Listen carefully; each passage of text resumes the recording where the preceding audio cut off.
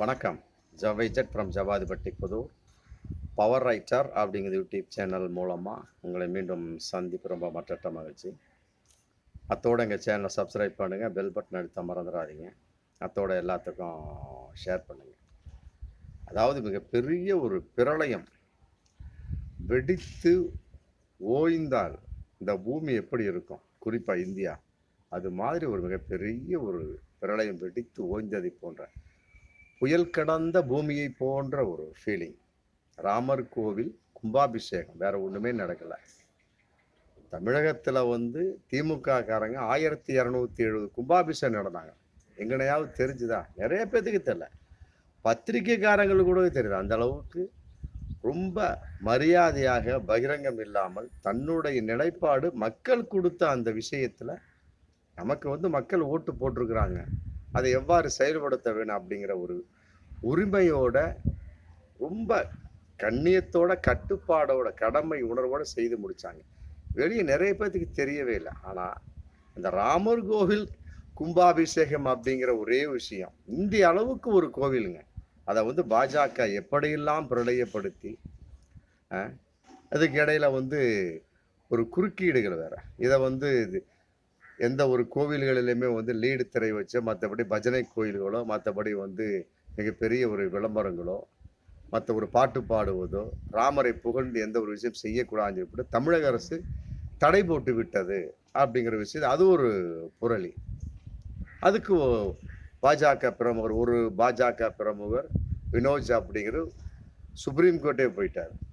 இன்னொருத்தர் விவேகானந்தா இந்தி இயக்கம் அப்படிங்கிறவருக்கு சேர்ந்த கணபதி அப்படிங்கிறவர் சென்னை ஹைகோர்ட்டுக்கு போயிட்டார். போய் என்ன பிரயோஜனம்? ரெண்டு பேருமே அதுதான் சொல்றாங்க. அதாவது தனியார் மண்டபங்கள், மற்றபடி தனிப்பட்ட இடங்கள்ல வச்சு நீங்க என்ன வேணாலும் பண்ணிக்கிடுங்க, ஆனா மக்களுக்கு பிரச்சனை இல்லாத அளவுக்கு பார்த்துக்கிடுங்க.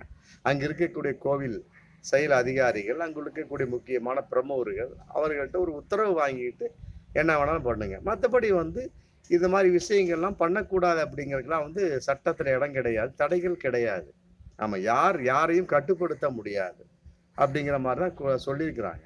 அதன் அடிப்படையில் நடத்தி முடிச்சுட்டாங்க. இதுக்கு இடையில அண்ணாமலை பில்டப் பண்ணி, சகோதர சகோதரிகளே நமக்கு வெற்றி கிடைத்து விட்டது, அதனால எங்க வட்டால் பூந்து விளையாடுங்க, திமுகவுக்கு அழிவு காலம் நெருங்கி விட்டது அப்படிங்கிற மாதிரி வீடியோ போட்டு எப்படிப்பட்ட புரளிகள், எப்படிப்பட்ட பொய்யான பிரச்சாரங்கள். இருக்க வேண்டியதான் ஒரு பில்டப். ரொம்ப ஓவரா இருந்தாலும் என்ன மக்கள் என்ன முட்டாள்களா அப்படிங்கிற கேள்வி இருக்கு இல்லையா? சரி, யாரையும் கட்டுப்படுத்தி விடக்கூடாது, ரைட்டு, ஓகே. அப்புறம் இவங்க மட்டும் கட்டுப்படுத்தலாமா? இறந்தவர்களின் உடல்களை தகனம் பண்ணக்கூடாதா? ராமர் பிரதிஷ்டை பண்ணார், அந்த சிலை பிரதிஷ்டை பண்ணக்கூடிய அந்த நேரத்தில் 12:20 அந்த ரேஞ்சு உத்தரப்பிரதேசம், மத்திய பிரதேசம், ராஜஸ்தான், ஹரியானாவில் சட்டம் போட்டிருக்கிறாங்க. வாய் உத்தரவு தான், வாய் உத்தரவு போட்டிருக்கிறாங்க. ஏன் அந்த மாதிரி போடக்கூடிய அளவு இந்திய அளவுக்கு அங்கே இருக்கக்கூடிய ஒரு 5-6 மாநிலங்களுக்கு போடக்கூடிய அளவுக்கு உங்களுக்கு உரிமை இருக்கு இல்லையா? வாய் உத்தரவு போடக்கூடிய அளவுக்கு. அப்போ அதே உத்தரவு தமிழக அரசுக்கு கிடையாதா? இல்லை, உங்களுக்கு தான் உரிமை இருக்கு, சட்ட திட்டங்கள் இருக்கு, அரசியல் சாசனம் இருக்கு, இவர்களுக்கு தமிழக அரசுக்கு கிடையாதா? அதே மாதிரி தமிழ்நாட்டில் உள்ள குலதெய்வ கோவில்கள் எந்த ஒரு கோவில் திறக்கக்கூடாது, வழிபாடு பண்ணக்கூடாதான். குலதெய்வ கோயில்னாலே நம்மால் அசைவ உணவு சமைப்பார் அந்த இடத்துல, அது கூடாதா? நிர்மலா சீதாராமன் வாய் வழி உத்தரவு போட்டிருக்காரு. அப்புறம் இந்த வாய் வழி உத்தரவு எந்த சட்டத்தின் அடிப்படை? இது மட்டும் இவர்களுக்கு கூடுமா? அதே நேரத்தில் இன்னொன்று போட்டிருக்காரு பாருங்க, அந்த இவர் உத்தரப்பிரதேச துணை முதல்வர் கேசவ் பிரசாத் மௌரியா அப்படிங்கிறவர். அதாவது ராமருக்கு அந்த சிலை பிரதிஷ்டை செய்யக்கூடிய அந்த நேரத்தில் 12:20 12:30 சோல்ஸ் அந்த நேரத்தில், மற்ற ஃபுல்லாக அந்த டே ஃபுல்லாகவே அசைவ உணவுகள் அந்த ஏரியாவில் சாப்பிடக்கூடாதான், உத்தரப்பிரதேசம் ஃபுல்லாக. இது யாரு? இந்த உரிமை யாரு கொடுத்த இந்த உரிமை? அவருக்கு அரசியல் சாசன சட்டம் கொடுத்த வாய் வழி தானே. அதே மாதிரி தான் தமிழக அரசு சொன்னாங்க. பிரச்சனை பண்ணக்கூடிய அளவுக்கு இருந்ததுன்னா, பிரச்சனை உருவாகக்கூடிய அளவுக்கு இருந்ததுன்னா அது பண்ணாதீங்க. அப்படி பண்ணக்கூடிய சூழல் இருந்தால் மேல அதிகாரிகள் கலந்து பண்ணிக்கிடுங்க. லீடு திரி வைக்கிறீங்களா, வைங்க, அதை பற்றி ஒன்றும் கிடையாது. பிரச்சனை வரக்கூடிய அளவுக்கு இருந்தால் வைக்காதீங்க. பாருங்க, காஞ்சி காமாட்சி அம்மன் கோவிலில் நிர்மலா சீதாராமன் அதையும் மீறி வச்சு பார்த்துருக்குறாங்க. ஒரு நிதியமைச்சர் செய்யக்கூடிய ஒரு பொறுப்புள்ள செயலாது.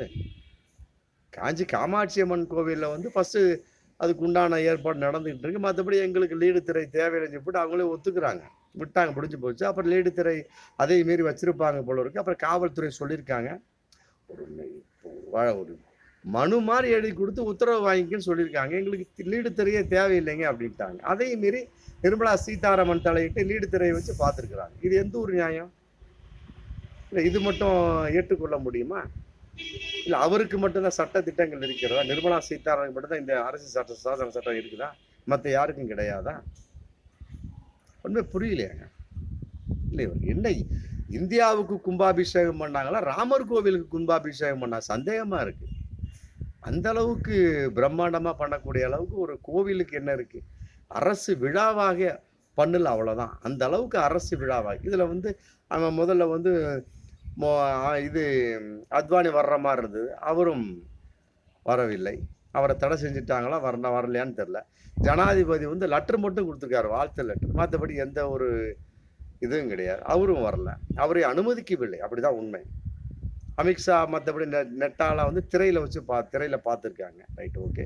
ஜனாதிபதி நுழையக்கூடிய அளவுக்கு நாடாளுமன்றத்தில் அவர்கள் நுழைய முடியாத அளவுக்கு பண்ணாங்க பார்த்தீங்களா? அதே மாதிரி அந்த அளவுக்கு இதுல என்ன இருக்கு? மற்ற நேரங்களில் போய் பாருங்கன்னு சொல்றீங்க, ரைட்டு, ஓகே. கும்பாபிஷேகத்துக்கு மட்டும் அப்படி 8000 10,000 பேர் வந்தாங்க. மக்களுக்கு அந்த ஆர்வம் இருக்குமா இல்லையா? ஒரு சாதாரண ஒரு கோவில் கும்பாபிஷேகத்துக்கு இந்த அளவுக்கு இருந்தது அப்படின்னா, அப்போ அரசியல் பண்றாங்க. பல பத்திரிகை சொல்லிட்டாங்க. அதாவது வாஷிங்டன் டைம்ஸு, தி ஃபைனான்ஸ் டைம்ஸ் அப்படிங்கிற பத்திரிகை ஓப்பனாக சொல்லிட்டாங்க. இதெல்லாம் அரசியலுங்க, அரசியல் பண்ணிட்டு இருக்காங்க. பாஜக கடும் கண்டன குரலோடு அவர்கள் தங்களுடைய கட்டுரைகளை பதிவு செஞ்சிருக்கிறாங்க. அதையெல்லாம் விட மத்திய அரசு கல்வி நிறுவனங்களுக்கு லீவு, ஜாமியா மில்லியா இஸ்லாமிய பள்ளிகளுக்கு லீவு, மற்றபடி பங்கு சந்தைகளுக்கு ஏகப்பட்ட பாதிப்பு, அதே நேரத்தில் பல வர்த்தகங்கள் செய்யக்கூடிய பல நிறுவனங்களுக்கு பாதிப்பு. எவ்வளவு பொருளாதார சீரழிவு! ஒரு நாளில் பல கோடி ரூபாய் சீரழிவு. இதெல்லாம் மோடி அரசு ஈக்குவல் பண்ணிடுவாங்களா? பாஜக கொடுத்து விடுமா? இல்லை, 10 வருஷத்துல என்னங்க பண்ணுனீங்க? ஒன்னே ஒன்று ராமர் கோவில் திறப்பு, அவ்வளோதான். எதுவுமே இல்லை சொல்றதுக்கு. அதனால பார்த்தாங்க, ராமர் கோவில் பிரம்மாண்டமாக திறந்தார்கள். உலக அளவு சுத்திக்கிட்டு இருந்த ஒரு 9.25 வருஷங்களுக்கு பின்னால இந்திய அளவுக்கு சுத்தி அங்கங்க தீர்த்தங்களை 23 புனித இடங்களுக்கு போய் சென்று தீர்த்தங்களை தன் மேல ஊற்றிக்கொண்டு அதை வச்சு பிரதிஷ்டை பண்ணியிருக்காங்க. சந்தோஷமான விஷயம். இந்த நிலைப்பாடு இந்த 9 வருஷமா எங்க போச்சு? இந்தியாவை நீங்கள் சுத்தி பார்த்தீங்களா? இந்தியா எந்த அளவுக்கு நிலைமையை சுத்தி பார்த்தீங்களா? மணிப்பூரை போய் பார்த்தீங்களா? ஹரியானாவை பார்த்தீங்களா?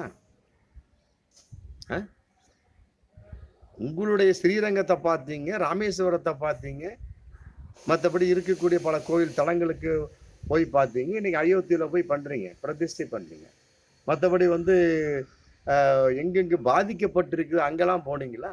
உங்களுக்கு புனித தீர்த்தத்தை கொண்டு போய் பரவாயில்லப்பா அப்படின்னு சொல்லி போட்டு ஏதாவது ஒரு சமாதானத்தின் வெளிப்பாடை ஏதாவது பண்ணீங்களா? ஒண்ணுமே இல்லையாங்க. ராமர் கோவிலை திறந்த உடனே இந்தியாவோட பொருளாதாரம் உயர்ந்துடுச்சா? ஒண்ணுமே இல்லையா? அண்ணாமலை மிகப்பெரிய ஒரு பொய்யர் அப்படிங்கிறதும், மற்றபடி பாஜகவை மிகப்பெரிய பொய்யான கட்சி அப்படிங்கிறதும், மக்கள் நிலைப்பாட்டில் அவர்கள் எல்லாம் விலகிவிட்டார்கள் என்பதுதான் பகிரங்கமான உண்மை. உண்மையில கடவுள் பக்தி இருக்க வேண்டியதான், மற்றபடி மதம் சம்பந்தப்பட்ட விஷயத்துல இருக்க வேண்டியதான். இந்திய அளவுக்கு அதை அரசு விழாவாக கொண்டாடக்கூடிய அளவுக்கு என்ன இருக்கு? அதுக்கு ஏதாவது சட்ட திட்டங்களை வச்சிருக்காங்களா? ஒண்ணுமே கிடையாது.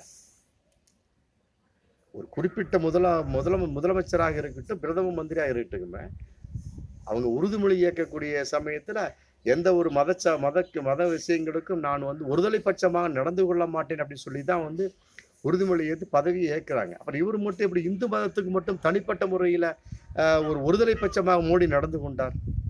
அப்ப இந்த நாட்டுல இஸ்லாம் மதம் இல்லை, கிறிஸ்துவ மதம் இல்லை, சீக்கிய மதம் இல்லை, புத்த மதம் எதுவுமே கிடையாதா? அப்ப இந்து மதம் மட்டும்தான் இருக்குதா? இதெல்லாம் எந்த ஒரு நியாயம்? அப்ப இங்க அரசியல் சாசனத்துக்கு விரோதமாக நடந்து கொண்டார் மோடி. ஆமா, இந்த ஆட்சி 10 வருடமாக அப்படிதான் நடந்துகிட்டு இருக்கு. அதில் குறிப்பாக ராமர் கோவில் கும்பாபிஷேகம் சம்பந்தப்பட்ட வகையில் இவர்கள் அரசியல் சாசனத்துக்கு விரோதமாக நம்முடைய இந்திய மக்களுக்கே விரோதமாக நடந்து கொண்டார்கள் என்பது பகிரங்கமான உண்மை. மீண்டும் அடுத்த வீடியோவில் சந்திப்போம். நன்றி.